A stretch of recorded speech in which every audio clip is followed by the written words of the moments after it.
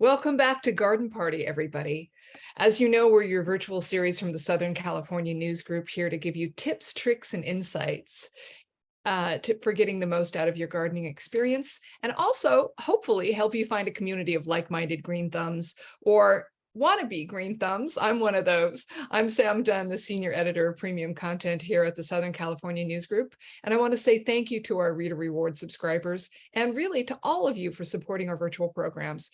And hey, by the way, if you are a Reader Reward subscriber attending today, you're automatically entered to win a $100 gift card, certificate card, from Home Depot, which should help with your gardening activities.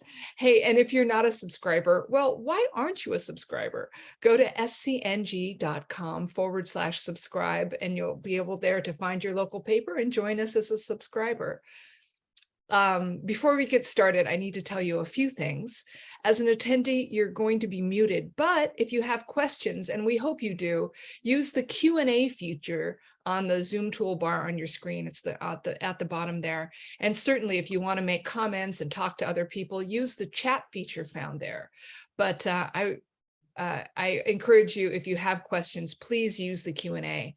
Also, keep in mind, this is a freewheeling conversation, as you'll see, but you're going to have slides to refer to as you go, and the information is going to be emailed to you after the show, so you won't miss a thing.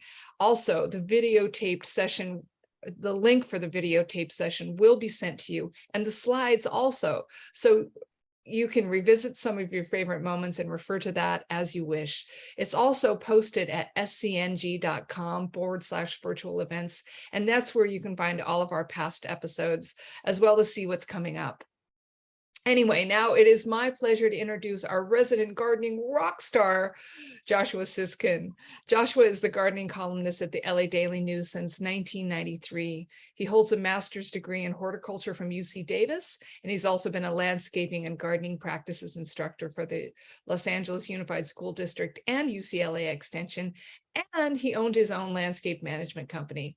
He's also, interestingly, a licensed psychotherapist. So I always joke that that's why he's good at getting to the root of our gardening issues. Haha. Anyway, welcome, Joshua. How are you? Great to be here again, Samantha.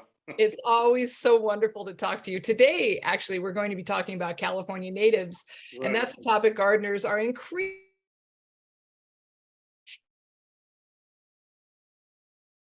ecosystems. So given that, where do we begin? Yeah, so I think a great place to begin is, what are we talking about when we talk about California natives? Because strictly speaking, we're talking about the California Floristic province, which includes part of Oregon, part of Baja California, and all of the islands off the coast of California, Catalina Island, the Channel Islands, and well, Guadalupe Island, if you can see at the very bottom of the map on the right, is an island off the coast of Baja. But anyway, and then in the middle, you can see a close-up of the Channel Islands and Santa Clarita. And I mention them because there are many plants, endemic plants, meaning they only occur one place in the world, that are endemic to the islands off the coast. But I also wanted to draw your attention to the map on the upper left. I think it's a very important, I think it's very revealing in terms of what's so special about California flora. If you look at the map of these, all the little lettering in red refers to areas, what they call biodiversity hotspots in the world. That's where there's an enormous amount of species in a very small area. If you look at the map of the United States, there's only one floristic, there's only one biodiversity hotspot. Oh, hold on. Yeah. There we go. Okay, sorry. There's only one biodiversity hotspot, and that's where we live. And the reason for this is there are so many different ecosystems within a very short distance of each other. So you have a lot of diversity. And if you went back probably thousands and thousands and thousands of years, there'd probably be a lot of mixing of genes. And for that reason, you have many different species. And I just wanted to, you may know there are 5 Mediterranean climates in the world. California is one of them. Now, if you take a line and you draw it from where California is to the Mediterranean, you'll notice that the distance from the equator is the same, okay? So that's one of the reasons that the plants that grow there grow here. Now, if you go south of the equator, the same distance north of the equator, south of the equator, you find Chile, and if you go straight line to the east, you find the tip of South Africa, and if you go further east, you find the tip of Australia. Yes. So these are the 5 areas of the world where you have an enormous biodiversity, and you also have Mediterranean plants. So plants that come from these different parts of the world, whether it's the Mediterranean, Chile, South Africa, or southwestern Australia, will all be appropriate for a California garden. It's fascinating. I think I told you when I was in Kenya last year, I was surprised to see how many plants I recognized. Right? It's very interesting you mentioned Kenya, because that's one of the places where the biodiversity is really amazing. On one mountain, Mount Kilimanjaro, at the base of that mountain, you have bananas growing. At the top of the mountain, you have the most cold-tolerant trees in the world, and it's all on one mountain. So it tells you something about how biodiversity over very short distances is something in that you find in these hotspots. That's fascinating. That's also what we have here in Southern California. Sorry, I didn't mean to waylay you. We have so much to get to with California natives, so please continue. Not a problem. Not a problem. So, yeah, well, let's take a look at the next slide. So, yeah, why plant? Why plant California natives? Well, first, they're aesthetically pleasing, because you may look around at at the hills around the wilderness near where you live, and you say, wait a minute, everything is brown and gray. Wow. Yeah. Right. Do I want California natives? Well, there's a lot more to it than that, as we're going to discover. And there are plants with very unique qualities and personalities, which you will discover. And most of them are drought tolerant. Not all. Okay, there are natives that need a certain amount of water, once a week, once every 2 weeks, but never more than that. I find it interesting you mentioned too that there are some endangered species, so planting helps. Oh, yeah, right. So at the bottom, yeah, well, they attract wildlife is very important, and then at the bottom, yeah, some of them are endangered, and that's a good reason to plant. Fascinating. Next slide, please. Okay, so what are the requirements for growth? Average garden soil is fine as long as drainage is good, and the way you determine drainage is to dig a hole 1 foot deep, fill it with water, let the water drain through. As soon as it drains through, you fill the hole again, and after 15 minutes, you see how far down the water is gone. You measure the distance the water is retracted in the hole, and you multiply by 4. So if it goes down 1 inch in 15 minutes, then it's the rate of drainage is 4 inches an hour. Now, if the soil drains between 1 and 6 inches an hour, it's appropriate for California natives. Actually, for most California natives, if it drains less than 1 inch an hour, then there are still certain natives that don't mind wet soil that could grow in it. If it drains more quickly than 6 inches an hour, then you're going to plant things that are more native to our deserts, certain agaves, for instance. Interesting. Yeah, and then you can amend soil. If your soil drains very poorly, you can amend it with decomposed granite. I saw this myself at a native plant garden that was planted at the Natural History Museum, actually in downtown Los Angeles, where they brought in loads and loads of decomposed granite and mixed it with the soil in order that they could grow natives there. So that's something you can do. Great. Yeah, sloping terrain is desirable, right? If you have sloping terrain behind your residence, it's a great opportunity to plant California natives because you know the drainage is going to be good. And it can compensate, even if the soil does not drain perfectly, if you have a slope, it can compensate for inadequate drainage in certain cases. And again, it's very important to remember, right after planting, you're going to need to attend to the needs of the plant. In fact, for the first 2 years in the ground, you want to be aware of the water condition, the moisture condition in the soil. If the top 2 inches of soil are dry, it's probably a good idea to water the plant during the first 2 years. You want to avoid drip irrigation if possible, except for plants that are native to wetter areas, because drip irrigation tends to keep the soil moist, which is to your advantage if you want to save water, but it can be the disadvantage of a neighbor. Yeah. We've talked about it. I find that so interesting because we've talked about drip irrigation many times in other And Yeah. especially if that drip is going right onto the root ball of the plant, it can be a disaster. So if you do use drip irrigation for natives, you want to put the tubing outside of the root zone, okay? Or what they call the drip line, which is the very outermost canopy of the root zone of the plant. We have a question before we get off the topic of soil and watering. Judy Gill asks, where's the best place to find DG or decomposed granite? Well, you can find it anywhere where they sell soil amendments. Okay. Any place that supply, most places that supply soil, if you look, if you check online for soil amendments, you usually find decomposed granite there as well. Great, perfect. Okay, I'm sorry, continue if we had anything else to talk about on this slide. Otherwise, Julie. Yeah, let's go. Just so you know, folks, Julie Corlett is our production manager behind the scenes. So if we call out Julie, that's who we're talking to. So anyway, fertilization, it's not recommended unless you're growing in containers, right? In containers, you always have to be aware of fertilization. And so you probably want to use something like slow release fertilizer, which is just these pellets on the top. When they disappear, you add more, or add an organic fertilizer, a very mild organic fertilizer. Pruning, also not recommended. If you have to do it in late summer or late winter when the plants are dormant. Mulching is recommended for sure. What you find in a tree trimmer's truck is fine. In succulents and cacti, on the other hand, we'll probably be happier with a gravel or a pebble mulch, although they're okay with tree trimmers mulch as well, as long as it's not right up against the trunk. And Speaking of pebbles and such, we're going back to another question about DG. Lawrence Henling asks, is there a difference between DG and stabilized DG? There's a difference. Something, it's like one of those things where I think I know that stabilized is more expensive. So okay, I'm not sure that the benefit outweighs the cost or is commensurate with the cost. Right.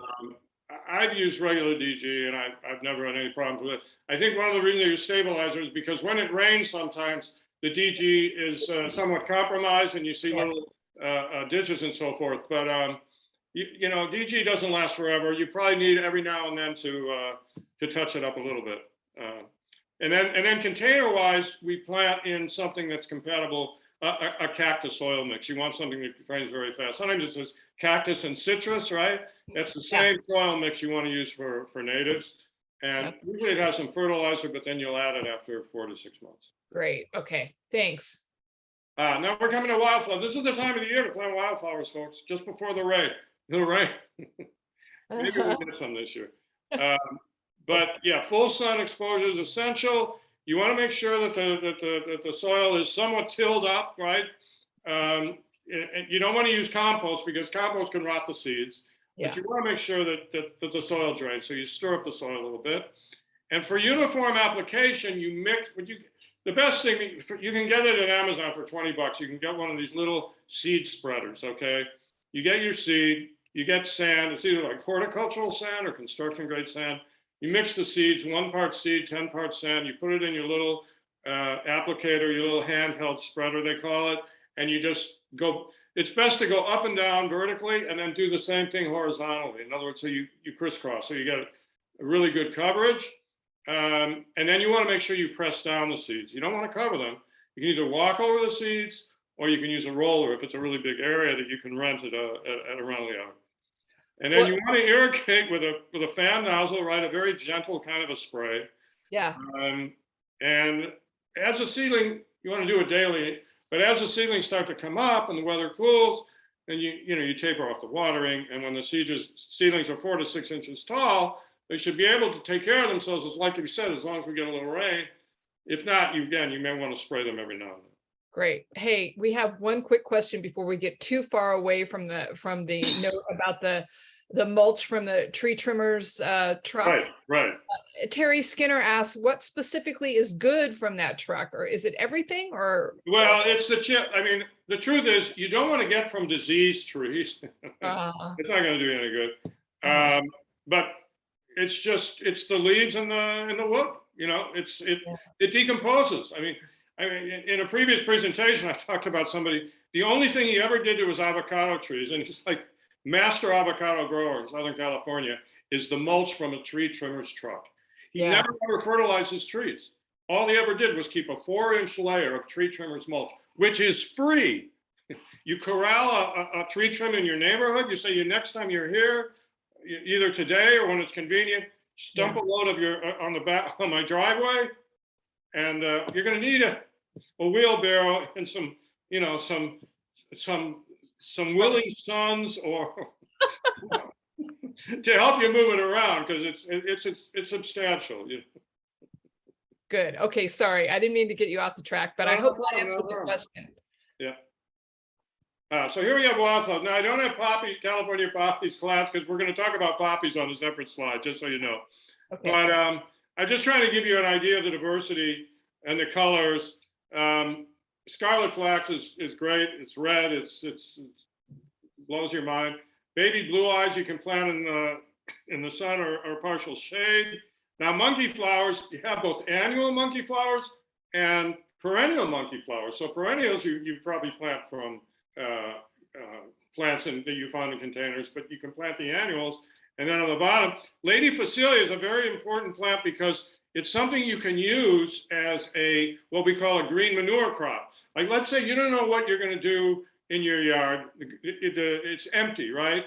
But you want to plant something at some point. Well, the beauty of the Lady Phacelia is that it aerates the ground in a manner that makes it very compatible with whatever you want to plant afterwards. And you just dig it in after it finishes blooming. You just dig it into the soil, and it serves the purpose of providing nutrients to whatever you're going to plant there down the road. Great. Well, good options already. Let's continue. And now here are a few more. There's Globegelia on the left, which is also it's compatible for sun or partial shade. Wild marigold on the bottom. You don't see the silvery foliage, but the silvery foliage is really extra special. Now, lupin is something that I think some people say there are 100 different species of lupin in California. So it's really an incredible plant. Now you have annuals, you have perennials that grow into substantial shrubs. Okay, you want to keep that in mind. But it's funny. There are a lot of off ramps in the San Fernando Valley anyway, from the freeway, where you see lupins growing. Now, I don't know if this is natural. I don't know if somebody had the wisdom to plant them at some point. But the point is, they come back year after year, and nobody's watering, and nobody's doing anything. So it's a very robust wildflower that comes back again and again. And then on the right, one of my favorites is the mountain garland. It's really an incredible plant. It comes up very easily, as California poppies. In other words, you just strew the seeds and they come right up. Like I said, it's better to stir up the soil some, but some of and I think California poppies are one that really you just throw out the seeds, because look at how they're growing in, the poppy preserves up in the Antelope Valley. They just come up. I don't really think you have to do anything. One question just came up that I think is interesting, because we talk about full partial shade and full sun. Janice wants to know how many hours is considered full sun. Okay, that's a very good question. I would say, to be safe, 8 hours, but 6 hours would probably be good enough. Yeah. Yeah. Okay. All right. Sorry, continue. Oh, this is interesting. Yeah, so we just have to talk about Theodore Payne. He's kind of the patron saint of California natives. He came to California from England in 1893. He had a bunch of different nurseries in downtown Los Angeles, and he was the first person who started growing California natives for commercial purposes. He would grow them. He would sell the plants. He would sell the seeds. And what he did, to tell you about now this was in 1915. 1915, there were no irrigation. He planted 262 natives in an area that's close to where the Natural History Museum is today. 262 natives, right? And obviously, he didn't have any irrigation, and they grew just fine. And he did it based on the different ecosystems. So as you can see here is what we talked about previously, why there's so many different natives, because you have from chaparral to grassland to woodland to alpine forest and so on, so many different ecosystems. And then another way to divide the plants, if you don't do it by ecosystem, you can do it by hydrozone, meaning, for instance, the plants closest to your house would be the ones that needed the most water. The ones that are kind of in your garden or yard would need less. And if you had a large property with some, like the the lower 40, way behind your house, you never even look at, but it's there. You plant things that never need to be watered once they're established after a year or two. So that's another way of yes, well, out of sight, out of mind, as they say. right. So here, California lilacs, this is a sort of maybe the classic California native, because in this, when we talked about the California floristic province, there are about 60 species of Ceanothus, California lilac, and 57 of them can only be found in California. Okay, in other words, there's something about California that's really attractive. Doesn't mean you can't grow them in other places, but natively speaking, there are only 3 species that you find anywhere else. And so they're primarily in blue and white. And one of the reasons, because the reason I have that Ray Hartman, the second from the left, is that they tend to, you can grow them into trees if you wish, right?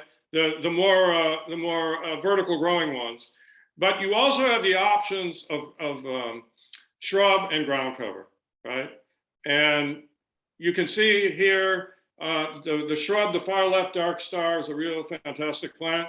And then what's considered a ground cover, well, it's kind of a shrubby ground cover, but the horizontalis Yankee Point on the bottom left. And then we have Yankee Point with variegated foliage, right, on the top, third from the left, second from the right, which it's called Diamond Heights, and it has yellow and green foliage, so that's another option. But you're talking about every type of blue you can find in California lilac, and white as well. Great.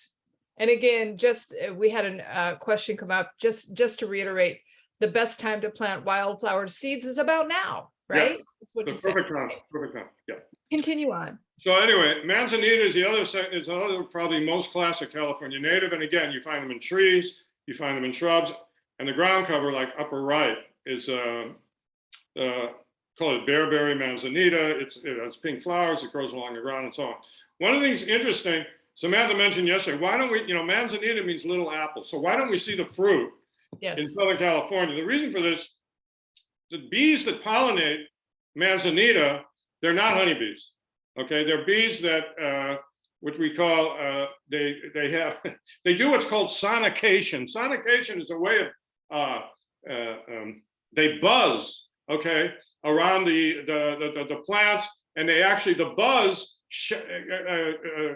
creates a vibration so that the pollen falls down onto the female flower part, and that's how you get fertilization. When you get that fertilization, right, then you have seeds and you have fruit.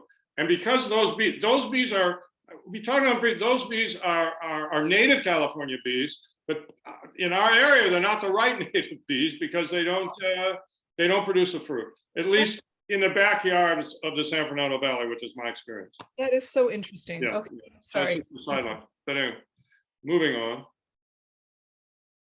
So buckwheats are really fun. You could spend an hour talking about every one of these groups of plants. The ones in the middle on the top obviously jump out at you because they're very red and they're very, very vibrant and ornamental. The middle plant on the bottom, St. Catherine's lace, what you're seeing here are flower heads that have dried up this time of year. It's very kind of a fall color, right? You have the bronze. So that's a very, and it's an incredibly drought tolerant plant. And the leaves are very lacy, right? That's why it's called lace. Bottom left is an incredibly ornamental plant. It actually grows in a kind of a mound. It has gray foliage and sulfur yellow flowers, very, very attractive. And then you see the buckwheat upper left and the buckwheat bottom right have pink flowers and also highly ornamental. Interesting. I've seen all of these and didn't realize they were buckwheat, but you were mentioning the fall colors that the other one turns. Tom McKenna that broaches the subject of when to prune. Do you know? Yeah, if you want to prune, this is actually a good time to prune.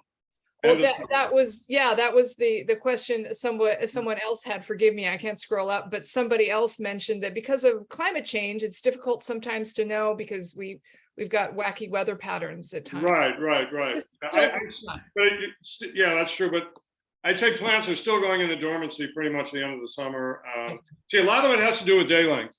Okay, day length doesn't change, and day length is what promotes color change and other physiological processes which would mandate pruning this time of year. Great. I just found the question, Yolanda Lixon. Thanks, Yolanda. I hope that answers the question for you. Okay, I'm sorry, carry on. Okay, so now we come to sages. We can wax at length on sages also. Upper left, white sage, we have to say something about this. Is not, it's not technically been declared an endangered species, but it's becoming endangered because new age practitioners consider this to be a cleansing plant. And so what they've done is they market it. Okay, you can go on Amazon and find this. They have little rolls of this, 6 rolls for $12, right, in a box. Yeah. What you do is you burn it and it supposedly cleanses you and all that. Right. So, and I just wanted to mention in that context that the Rogers Gardens in Orange County, starting November 1st, is going to be giving away 2,000 white sage plants.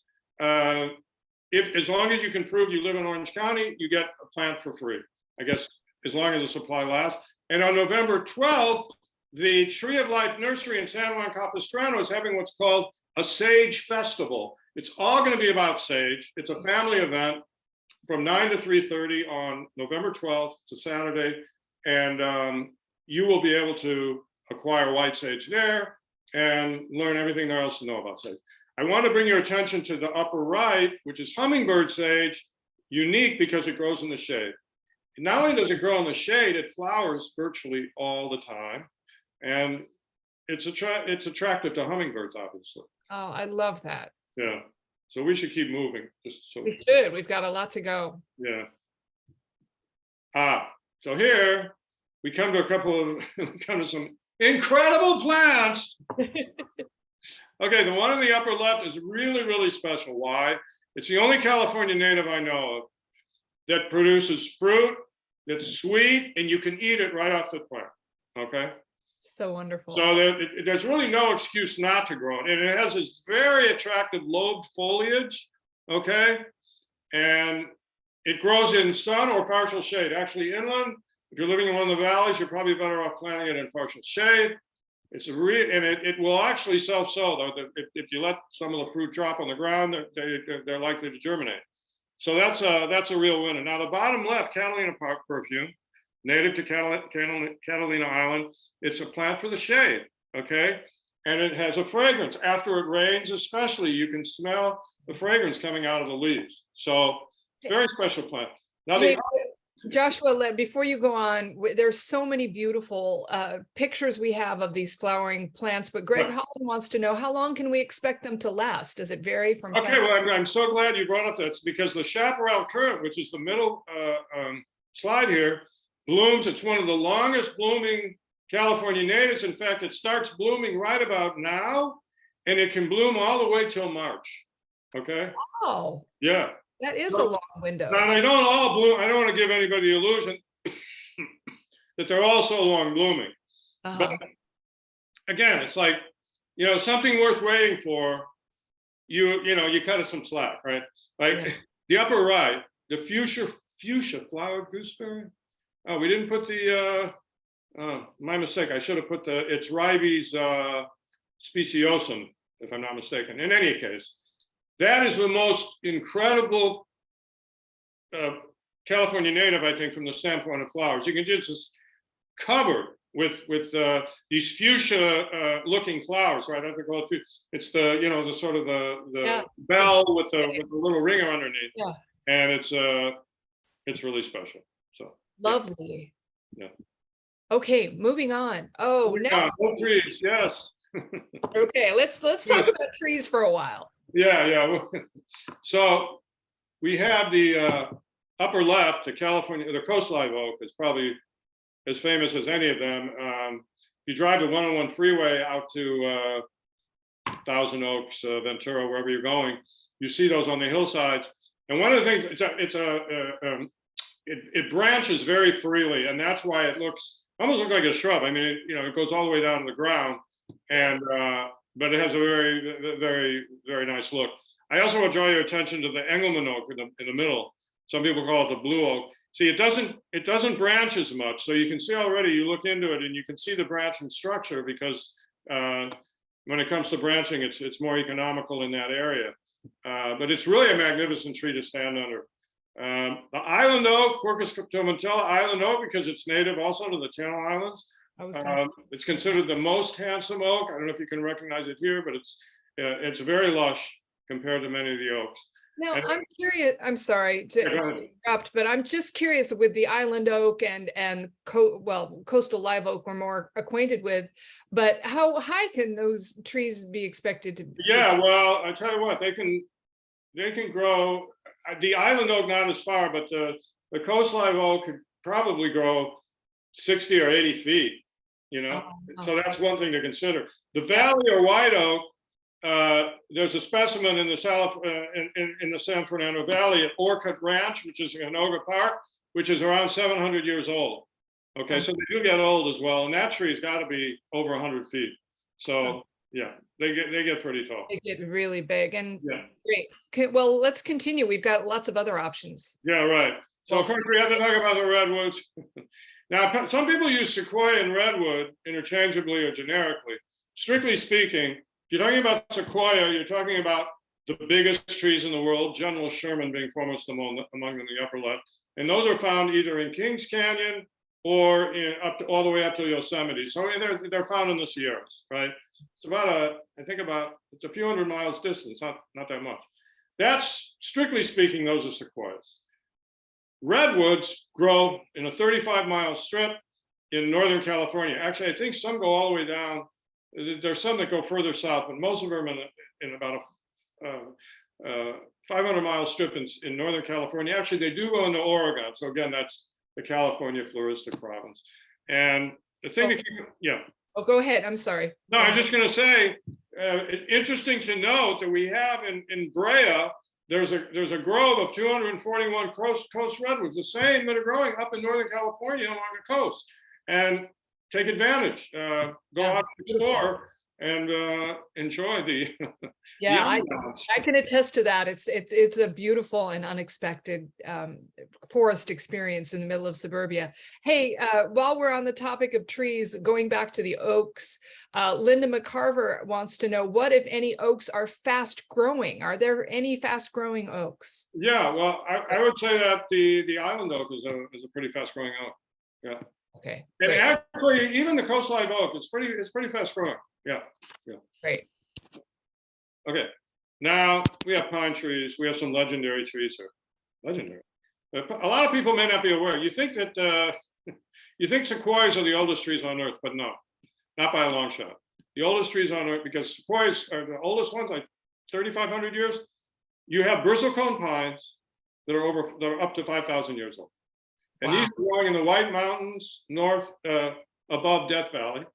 And it's very fascinating. You learn something about plant culture from these trees because they're growing in a very windy area. They do get snow, okay, so that they do get enough precipitation. But there are very few resources, right? I think one of the things that benefits them actually is the windy condition because they don't get sick, you see.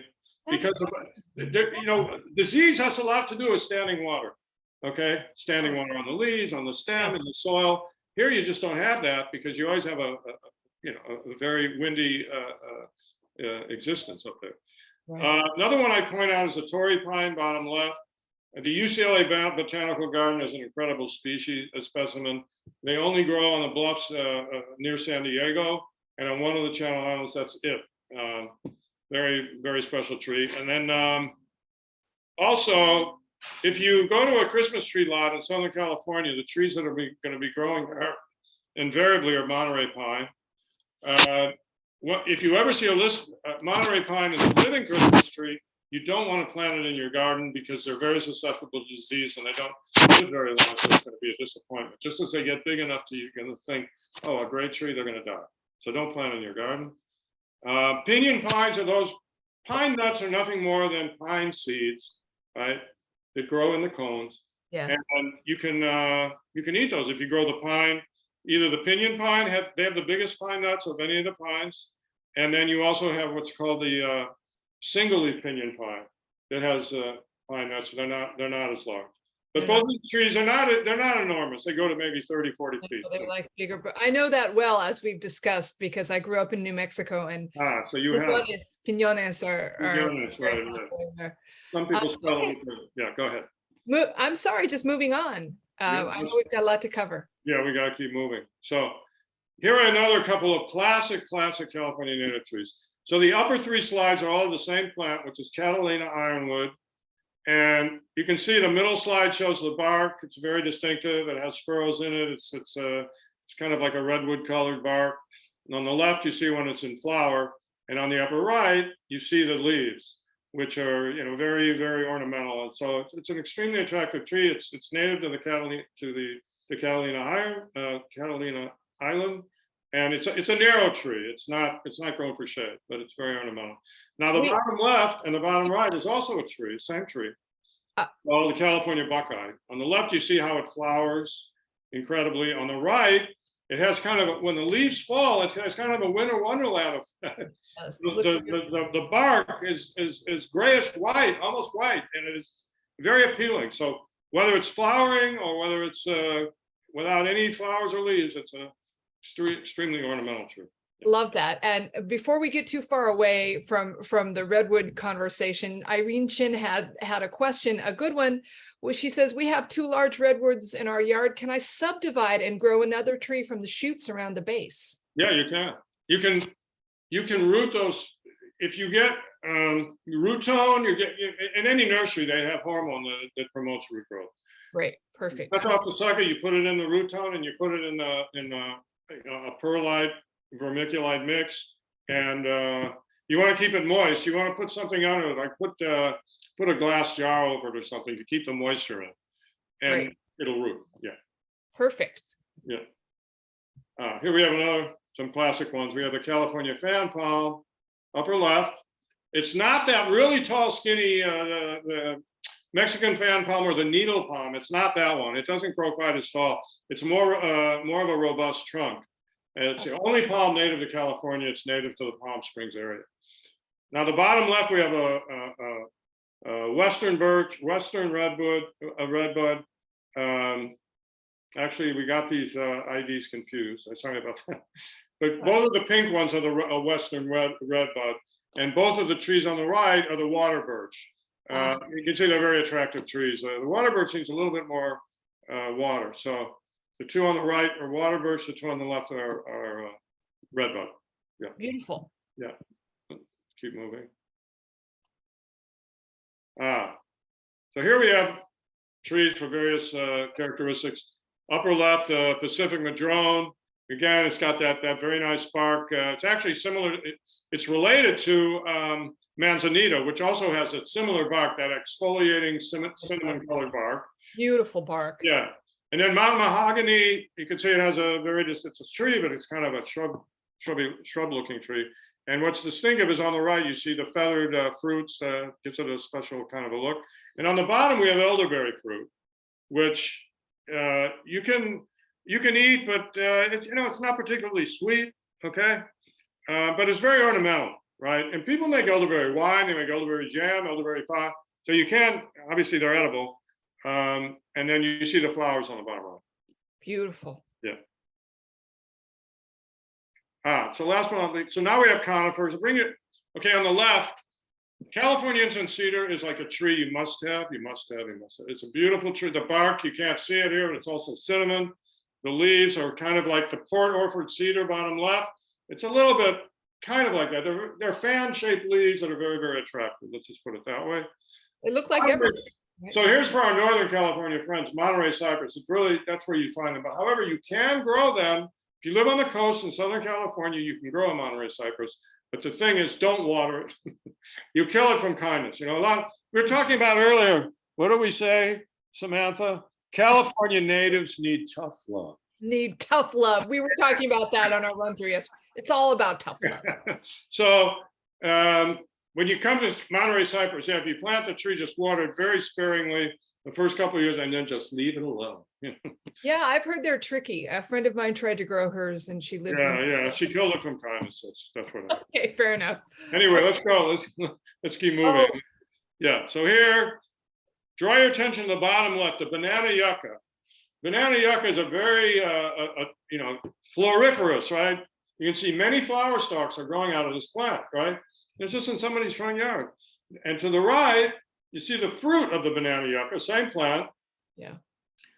And they look like bananas, and you can either bake or roast them and eat them. Okay, so this is another edible California native. Aren't really too many of them. You want to keep that in mind. And then the Joshua tree needs no introduction, right? Yeah. Uh, Well, before we go any farther, we've had a burning question for Right. a few minutes from Teresa Benke, who says that she has a large mature yucca, several in her yard, called Oh. daggers, and they're Oh. sending out pups from their roots that are coming up into the walkways. How Oh. does she eliminate the smaller plants without damaging the mother plants? Well, you can't damage. You won't damage the mother. I mean, you can take out the pups with. I mean, you want to put gloves on first, but you wouldn't want to damage yourself. But yeah, just carefully carve it out with a pruning. You can use a pruning shears like a knife, or get some sort of a sharp tool to remove it from the sidewalk. Yeah. Great. I'm sorry. Continue. Yeah, I just wanted to say the chaparral yucca, which is in the middle on the top, is very beautiful, especially when it's young. It has that blue color to it. It's very, very, very unique, and it grows into an upright plant. A little bit more upright. Yeah. I think you're going to get to this, but Yolanda Lixon had a question. She was told that the yucca flowers, once the yucca flowers, the plant will die. Is that true? But it's not true. yucca, right? That's true of agaves, but not of yucca. Obvious. Yeah. Okay. Oh, Now we have some succulents. They're really boring. Succulents that take your breath away. You see the red yucca on the left all the time. It's all over the place now because it needs virtually no water and it flowers like crazy during the summertime. The Dudleya in the center on the top is the only thing you want to be aware of with this is that if you put it in a container or even in the ground, you kind of want to plant it at an angle, because if you put it flat and or if you water directly on top of it and water settles around at the base of the leaves, you're going to kill the plant. Okay. So you want to make sure it's growing at kind of at an angle, or if you do water it, if it's flat, you want to make sure you water only around it and never get any water on the foliage. Okay. And then you see what some of the Dudleyas on the right, you can see what the flowers look like. The cliff maids are really special. They're a succulent plant. You can see the beauty of it in the middle on the bottom. It's many different colors, orange and pinks and salmon colored flowers. They're not that easy to find. That's the one thing I have to point out. And you may have to buy seeds or order if you want to grow them. Yeah. Hey, before we get too far off succulents, I just want to note, I put in the chat a link to our actual succulent episode. So Excellent. Yeah. A lot of questions will be answered then. Yeah. Good. Great. Okay. Moving on. Oh my gosh, the hour is going by. Yeah. So anyway, ferns, right? Bottom left, maidenhair fern. You may see this as an indoor plant. You say, wow, I didn't know that was a California native, but yeah, I mean, there are many different species. But one of those species, and I think more than one, are native to California. These are good for if you have heavy soil or wet soil. These fit the bill, right?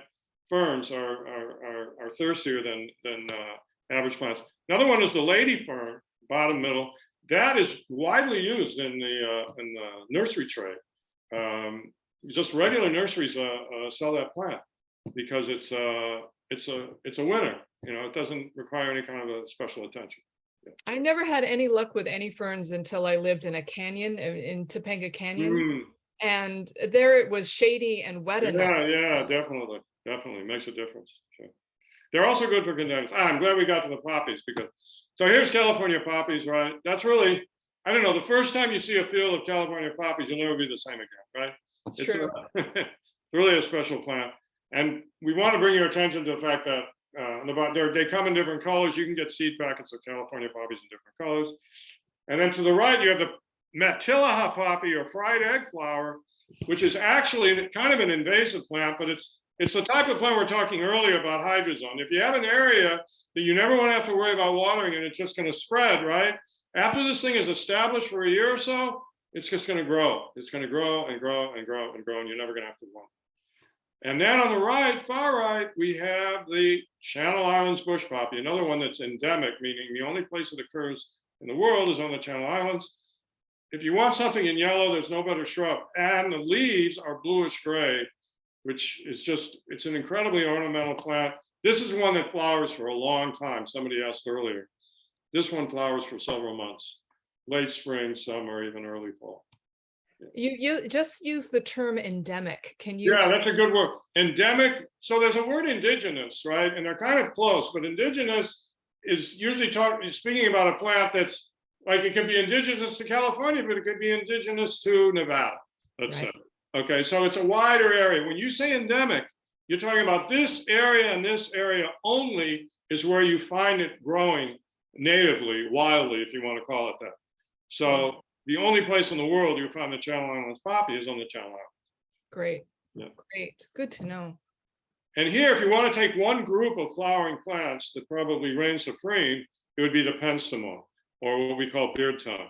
And you can see it comes in, it's actually an orange that I don't have on here, actually. But here, you can see the scarlet, the purple, the pink. And I want to draw your attention to the bottom left. There's a guy who was, the name was Bert Wilson. He's kind of a legend in the native plant world. He's no longer alive, but he had a nursery in Santa Margarita. And he noticed a plant growing on his back porch that never needed to be watered, and it was flowering year after year after year. So finally he decided this was a new variety, and he named it Margarita BOP because it was in Santa Margarita and it was growing on the back of porch.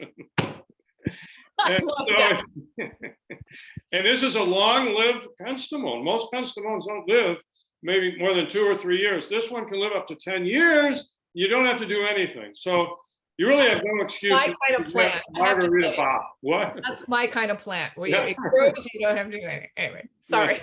Yeah. Okay. So here we have a few agaves, right? And these are the ones that flower once and they die. So you just want to keep that in mind. But they have pups, right? And the pups proliferate. So, yeah. Now we have Mahonia. See, they call these Oregon grapes. Generically, they grow in Oregon. They're also native to California, but it's part of the Floristic province. The California Floristic province extends into Southern Oregon. And the one in the middle on the top, the Nevins barberry, which is also top left in flowers, is kind of an endangered plant. Not sure if it's officially endangered. I think it might be. It's really an incredible plant. The leaves are kind of like holly-like. They're prickly, but they're very attractive. They're very narrow and small, and it's just covered with yellow flowers and then covered with berries. And then you have the Oregon grapes, which are either shrub, which is the Mahonia aquifolium, or the creeping ground cover, which is the Mahonia repens. And they change color. That's the one thing that's nice about the Mahonia is they change color. We're nearing the end of our hour, but we have so many beautiful, attractive plants that I'm imagining are attracting pollinators. Sylvia Watkins asked specifically, though, back to the yucca question, do they attract hummingbirds? Oh, yeah. Yeah. So many of them do. Oh, great. Plenty do. Yeah, I'm sorry. Okay, on to irises, which I love. So here you go. People say, what? Irises, Calvin? Well, yeah. Yeah. And actually, most of them are hybrids between the Douglas iris, which you see the two plants on the top, and then the what's called the Oregon iris, or Del Norte County iris, bottom right, which isn't to say that those are there are many different Douglas and many different Oregon iris, right? Different colors. But then you have with the Pacific Coast hybrids, right? The red and the purple, are hybrids between those two species. But I mean, there are dozens and dozens and dozens of hybrid Pacific Coast hybrid irises you can collect. Great. Okay, moving on. Milkweeds. We just had a question about milkweeds, and So milkweed is, of course, The plant you want to keep the monarch butterflies in Southern California. Actually, there was an incredible rebound this year from 30, 40,000. Now there's like 200,000. There's like an amazing jump, which is a really good sign. Yay. And there's a narrow leaf, which is probably the most popularly planted. It seems to do the best in Southern California, which is on the upper left. Here you see what the caterpillar of the milkweed of the monarch looks like. Mhm. And then you have the two more ornamental types on the right and the bottom left. That showy milkweed is really dramatic. I love Nice, yeah. Oh. Here you have some yeah. I'm Yeah. glad you're getting to ground covers, because we had a question earlier from Yeah, someone yeah. So about yeah, one of the best the upper middle coastal sagebrush is very attractive. As you can see, you can grow it to trail over a brick wall. And then on the bottom right and the bottom middle, you have something called silver carpet, where you can see if it's not flowering, it's very attractive. And then when it's in bloom, it has its nice pink flower. And then a really tough one is bottom left, the pigeon point coyote brush. It's extremely drought tolerant. If you have to water it once a month, that's going to be enough. And then the upper right, it's called frog fruit, but I just want to bring it to your attention because there's a ground cover called Carapia, which is being used as a lawn substitute, although it's not as durable in terms of foot traffic. But Carapia is being used in a lot of places. That was actually, it's a hybrid of this ground cover that's native to California. So you can tell it's going to do well in our state. Yeah. Great, wonderful. We've only got a couple more minutes, so Yeah, so I should just hear some miscellaneous. I draw your attention to the bottom right because the California fuchsia is really a phenomenal plant. It's blooming now, blooms in the summer and the fall, just covered with these reddish orange flowers. And also bottom left, the common yarrow is an extremely pollinator friendly plant. If you want to put in a native, it's going to attract all the pollinators you would want. The yarrow is enough for you. great. Let's go. Is there anything? No. Yeah. This is Heuchera. Heuchera is like, wow. These plants, again, I think they're killed. Too much kindness is what kills them. You want to be very gentle in terms of watering, and they're going to live a lot longer than if you. Yeah. And then here, I would draw your attention to the ones on the left, the apricot globe, desert mallow, flowers virtually nonstop. And then the bottom left, the Baja fairy dust are also flowers virtually nonstop. Great. I should mention the California holly. I have to because this is Hollywood is named after this plant. Really? Because the people that first came to Hollywood, they went to the Hollywood Hills and they saw this plant and it looks like holly. Okay, the leaves are some, yeah. So I did not know that. This is such an yeah. from you, Josh. I always learn a lot from you. In fact, they made it they made, you're not allowed to cut this plant because people were cutting so much of it because of the berries, the attractiveness, they made it illegal to cut. And then there's a native rose that I showed you on the bottom of the previous slide. Yeah, the flower and the rose hips. So you want to keep that in mind. And then what do we have next? So here are some bulbs, bulb lovers. And most of these bulbs don't mind moist soil either, by the way. So you just want to keep these in mind. There are bulbs available to you, right? And we won't just name them one by one, but you can see them here. Yeah. And so now we come to the books. The book in the center, California Native Plants for the Garden, is by far the best book you can get on California natives. Carol Bornstein is probably maybe the best. I'd say California's leading expert in California natives. But we have a few more. Yeah. I'm sorry, before we get off this topic, Kathy Colt, sorry, just had a question. How can she find a true landscape designer who is skilled at native plants? Oh, well, the easiest thing would be to turn to one of these nurseries.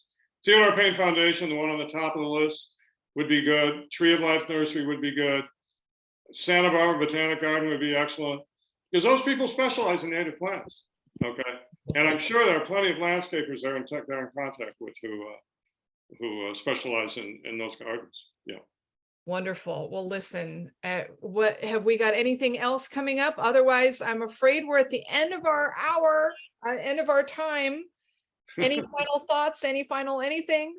Yeah, well, the whole thing with that California natives is you have to be devoted to it, like anything else in horticulture, right? Yeah. And you have to search out, and you have to be diligent, and you know, you may kill a few at the beginning because that's part of the process. But in the long run, you'll find a lot of satisfaction, especially when you realize that so many of them do not require any water whatsoever once they've been in the ground for a year or two. Well, listen, thank you as always. Joshua, you are just a font of information. I appreciate you so much, and I know we all do. Just a reminder, folks, Joshua's columns runs in Saturday's paper and online in all of our publications. His website is thesmartergardener.com, and you can also email him directly questions at joshua@perfectplants.com. Meanwhile, I want to remind you, you can catch up on our virtual programs by going to scng.com/virtual events. Next month, we're going to have plant propagation. We've also got another bookish program coming up on Friday, if you want to tune in for that. And if you'd like to share your thoughts from today, or if you have additional questions for us, please email at events@scng.com. And hey, just a final reminder, if you're not a subscriber, but you want to get in on all the entertainment information we offer, give us a call at 877-469-6133. Thanks again for your support, and I hope we'll see you next time. Bye-bye. Get your hands dirty. Bye.